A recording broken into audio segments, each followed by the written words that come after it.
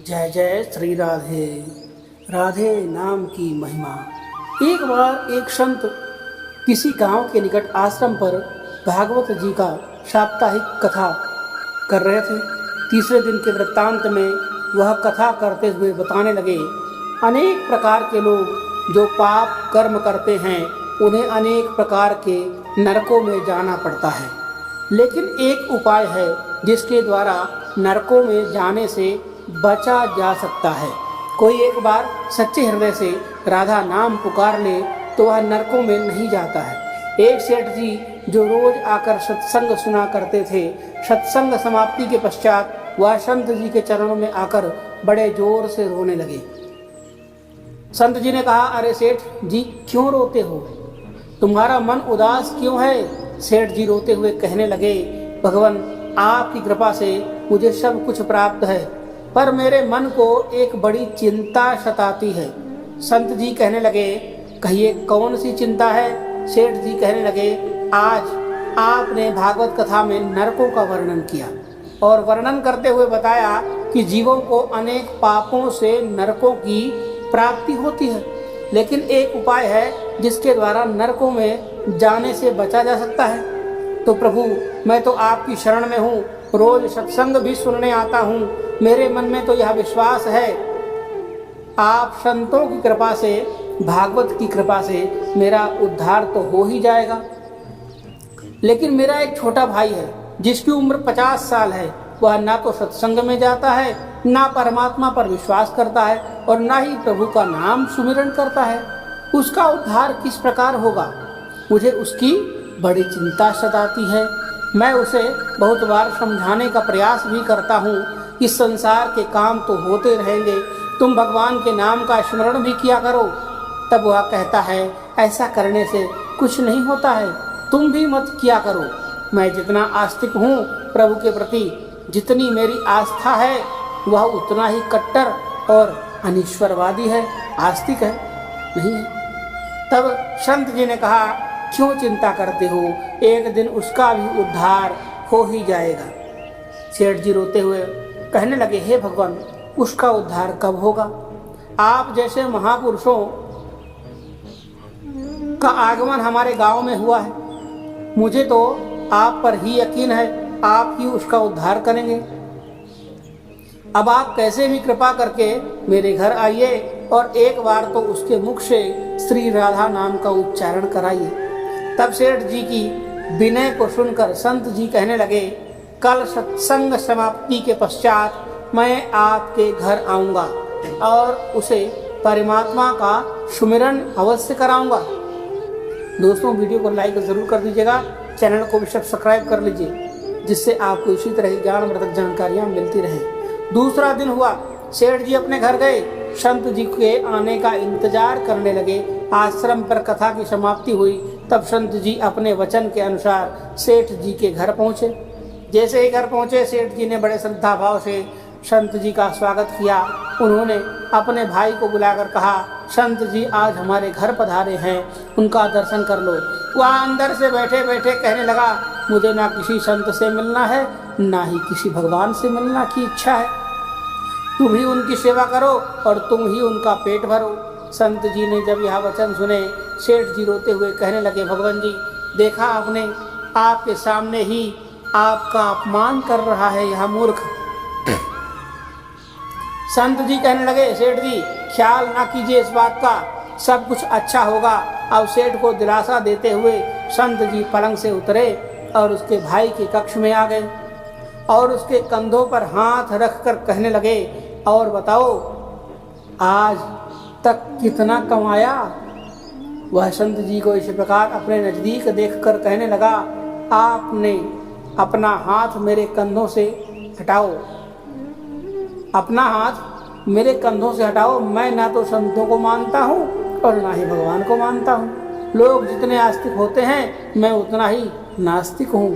मैं भगवान को नहीं मानने वाला हूँ, आप मेरे नज़दीक क्यों आए हैं? संत जी कहने लगे, मैं तो अपना काम करने आया हूँ, संतों का काम होता है लोगों का उद्धार करना। आज तुम्हारा उद्धार का कार्य मिला है तो अवश्य ही करके जाऊंगा। वह सेठ का भाई भी बड़ा कट्टर था। वह कहने लगा, आपको किसी का भी उद्धार करना है कर लीजिए, पर मेरा उद्धार आप नहीं कर सकते, मैं कुछ भी नहीं करने वाला हूँ। सेठ के भाई को देखकर संत जी मुस्कुराकर कहने लगे, एक बार राधे राधे बोल दो। वह सेठ जी का भाई कहने लगा, मैं कुछ नहीं बोलूँगा। संत जी ने फिर कहा, राधे राधे बोल दो। वह कहने लगा, नहीं कहूँगा। फिर संत जी ने कहा, राधे राधे बोलो। वह कहने लगा, मैंने कहा ना, मैं नहीं बोलूँगा।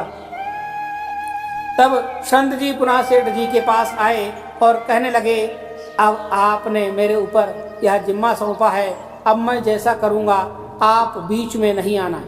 आप सारे परिवार वाले बाहर जाकर बैठ जाओ, जब तक मैं आपको बुलाऊं नहीं, एक भी परिवार वाला इस कक्ष में नहीं आए। अब इस प्रकार सेठ जी अपने परिवार से बाहर आकर बैठ गए। अब कक्ष में सिर्फ संत जी और सेठ जी का भाई था। संत जी ने पुनः प्रेम से कहा, अरे भैया एक बार तो राधे राधे बोल दो। वह कहने लगा, मैंने आपसे मना किया ना, मैं नहीं कहता हूँ, ना भगवान को मानता हूँ, ना भगवान की बातें मानता हूँ, मैं कट्टर नास्तिक हूँ। संत जी ने पुनः उससे प्रेम से हंसते हुए कहने लगे, जितने तुम कट्टर नास्तिक हो, मैं उतना ही कट्टर आस्तिक हूँ। मैंने अगर निश्चय कर लिया, तुम्हारे मुख से राधा नाम सुनकर ही जाऊंगा, और पक्का समझ लेना कि तुम्हारे मुख से राधा का नाम निकलेगा। वह कहने लगा, आप कितना भी प्रयास कर लो, मैं एक बार भी नाम नहीं लेने वाला हूँ। अब संत महापुरुष होते तो बड़े दयालु हैं, पर लीला मात्र उन्होंने क्या किया, उस सेठ के भाई का हाथ पकड़ा और हाथ पकड़कर जोर से घुमाने लगे।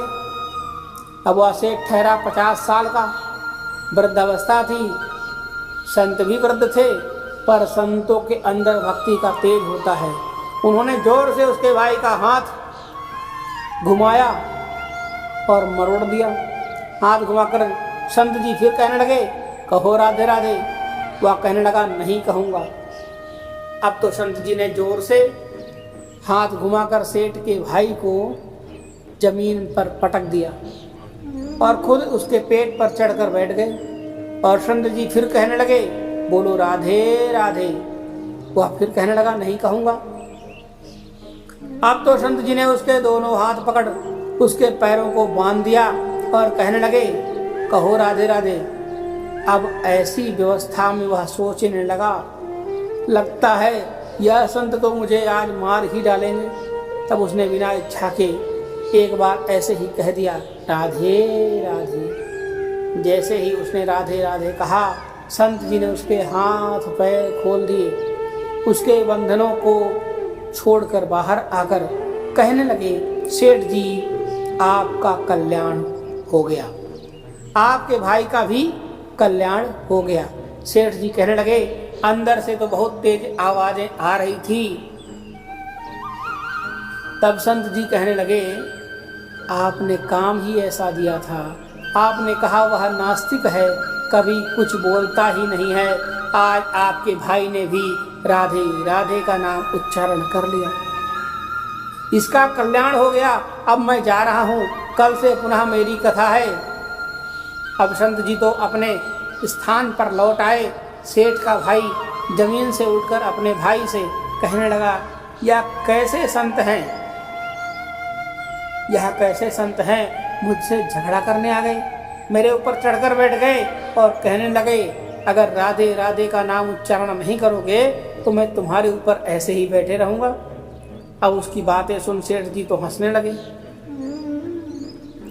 वह हंसते हुए मन से भगवान को धन्यवाद देते हुए कहने लगे, हे प्रभु, आपके संत भी बड़े दयालु हैं, खुद कष्ट सहकर भी लोगों का कल्याण करते हैं। समय व्यतीत होता गया, मुश्किल से 5-6 महीने गुजरे होंगे।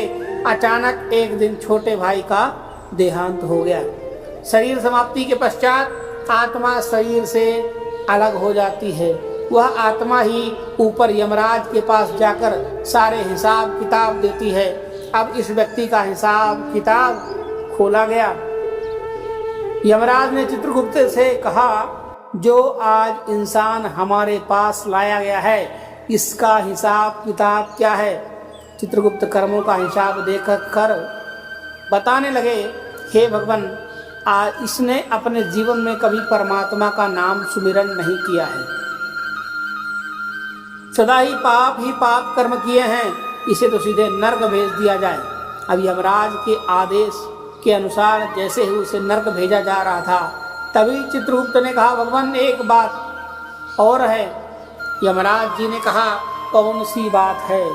चित्रगुप्त ने कहा, भगवान, एक बार संतों के कहने पर इसने राधे नाम का उच्चारण किया था। अब एक बार राधा नाम का उच्चारण यमराज ने दूतों से कहा, थोड़ी देर रुक जाइए, इसका हिसाब किया जाएगा, इसके बाद ही इसे नरक में भेजा जाएगा।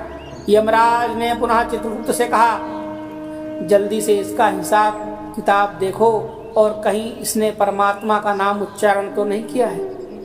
चित्रगुप्त ने फिर से पुनः सारा हिसाब देखा और देखकर कहने लगे, भगवान, इसने एक बार जो नाम उच्चारण किया है वह संतों के भय से किया था, दिल से भी नहीं किया था, पर एक बार राधा नाम का उच्चारण तो किया है। जीवन पाप में है, अब क्या किया जाए? तब यमराज ने उसी इंसान से पूछा, एक बात बताओ, हम तुम्हें पहले राधा नाम उच्चारण का फल दें या तुम्हें नरकों में भेज दिया जाए? तब वह भक्त हाथ जोड़कर कहने लगा, भगवान, नरक में तो जाना ही है, इससे अच्छा है आप मुझे ये एक बार राधा नाम उच्चारण करने का क्या फल मिलता है। तब इंद्रदेव ने बहुत प्रयास किए, पर उन्हें भी इसके फल का पता नहीं चला। तब वह सब देवता मिलकर ब्रह्म देवता के पास गए। ब्रह्मदेव ने जब उन सबको देखा, तब ब्रह्मदेव ने उनसे पूछा, यह आपके साथ में इंसान कौन है? तब इंद्रदेव कहने लगे, भगवान, इसने एक बार राधा नाम का उच्चारण किया है, बाकी सारा जीवन इसने पाप कर्म किए हैं, हमें तो पता नहीं राधा नाम उच्चारण का फल क्या है, इसलिए हम आपके पास आए हैं। तब ब्रह्मा जी ने भी बड़ा प्रयास किया, राधा नाम उच्चारण का फल क्या है, अब उन्हें भी पता नहीं चला। बोलो वृंदावन बिहारी लाल की जय। तब वह ब्रह्मदेव कहने लगे, हम सब मिलकर इसे अपने साथ लेकर भगवान शंकर जी के पास चलते हैं। तब वह भगवान शंकर जी के पास पहुंचे। भगवान शंकर जी से प्रार्थना कर कहने लगे, हे महादेव, इस इंसान ने सारा जीवन पाप कर्म किया है, बस एक बार संतों के कहने पर राधे नाम का उच्चारण किया है। अब आप ही बताइए, एक बार राधा नाम उच्चारण का क्या फल मिलता है?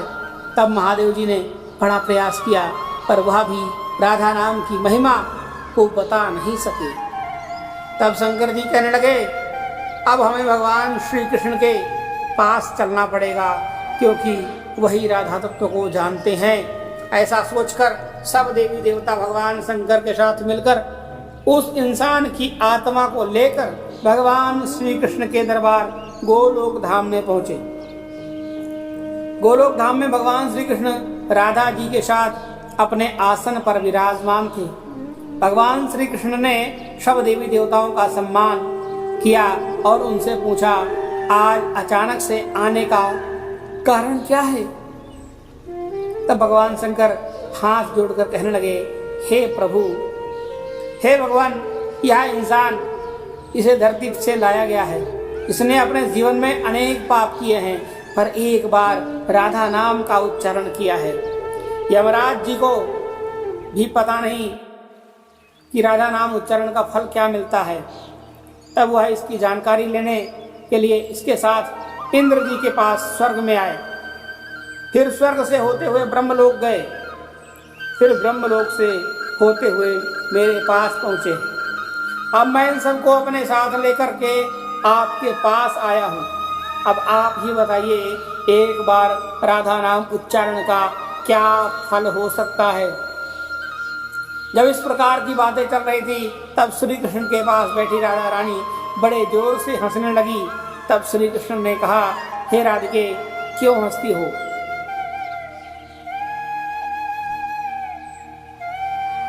तब राधिका कहने लगी, हे भगवान, यह अभी तक राधा नाम का महत्व नहीं समझ सके हैं। तब भगवान शंकर कहने लगे, हे महारानी राधिका, ये नाम का क्या असर है, आप हमें बताइए ना। तब राधिका जी कहने लगी, हे महादेव, आप खुद सोचिए, इस व्यक्ति ने एक बार राधा नाम का जप किया, वह एक बार राधिका के नाम जपने से स्वर्गलोक की सैर करके आ गया, ब्रह्मदेव का ब्रह्मलोक में दर्शन करके आ गया, आपके महादेव लोक में आपका इसने दर्शन कर लिया, और साथ ही साथ गोलोक धाम में इसने प्रभु का दर्शन कर लिया। तो समझ सकते हैं कि राधे नाम की महिमा क्या है। आज एक बार उच्चारण करने के प्रभाव से यह सबको साथ लेकर हमारे गौलोक धाम में आया है, मेरे दर्शन और श्री कृष्ण का पूजन कर रहा है। इससे अधिक राधा नाम का फल क्या हो सकता है। जब राधा जी से इस प्रकार एक बार राधा नाम का पूरा महत्व बताया तो यमराज भी कहने लगे, यह तो बड़ा अनंत फल है। जो व्यक्ति नरकों में जाने वाला था, वह एक बार उच्चारण से इसने सभी लोगों की यात्रा कर ली, सभी लोगों में अपना दर्शन कर भगवान श्री कृष्ण और भगवान श्री कृष्ण साथ में राधा रानी के चरणों में उपस्थित हो गए। इससे अधिक फल और क्या हो सकता है। तभी फिर से यमराज कहने लगे, भगवान, क्या आप इसे नरकों में जाने की आवश्यकता नहीं है। तब श्री कृष्ण जी कहने लगे, हे धर्मराज, जिसने एक बार राधा रानी के चरणों का दर्शन कर लिया हो, वह तो कभी नरक में जा ही नहीं सकता है। तब वह भक्त जो वहां पर राधा रानी के दर्शन कर रहा था, वह कहने लगा, हे महारानी, मैंने तो संतों के भय में आकर आपका राधा नाम उच्चारण किया था, पर जो सच्चे हृदय से आपका नाम का उच्चारण करते हैं, उन्हें तो जीवन में कोई भय होगा ही नहीं, वह तो नरकों की यात्रा में कभी निकलेंगे ही नहीं, वह तो सीधा आपके चरणों में ही समा जाएंगे। तो इतना महत्व है एक बार राधा नाम के उच्चारण का।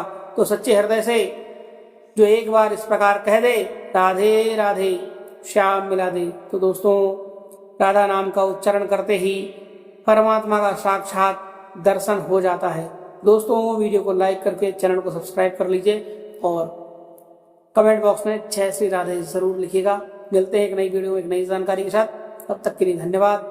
जय जय श्री राधे।